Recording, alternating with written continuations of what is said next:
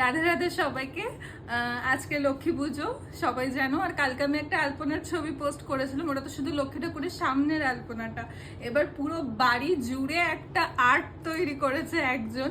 তো একজনই বললাম কারণ সারা বাড়ি জুড়ে এঁকেছে, তো সেটাকে তো চলো আর্টিস্টের সাথে পরিচয় করে। আর্টিস্ট আপনি বেশ অনেক। এবার চলো আর্টে যাও। তো চলো এবার আর্টে যাওয়া যাক। তো শুরু হচ্ছে আলপনা এখান থেকে একদম বাড়িতে ঢুকে এখানে পাবে। তারপর লক্ষ্মী হেঁটে গেছে, আচ্ছা গেট থেকে গেছে। এই হাঁস কম্পিয়ালি শোনা যাবে। এখানে গেছে,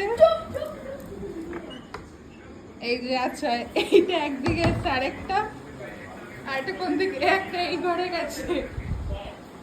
এরপরে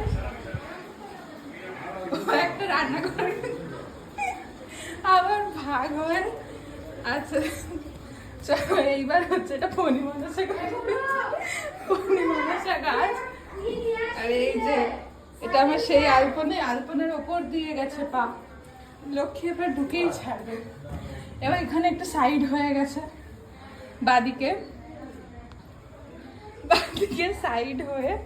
আচ্ছা এখান থেকে আবার একটু আবার আলপনার ওপর দিয়ে টার্ন নিয়েছে রান্নাঘর। আবার লক্ষ্মী ফিরে আসেনি তো, আচ্ছা ফিরে আর পরে আসবে। আবার এখান থেকে এটা ওদের ঘরে, আবার এসে এখান দিয়ে একেবারে এটা তো ফণিমনসা গাছ হচ্ছে এটা।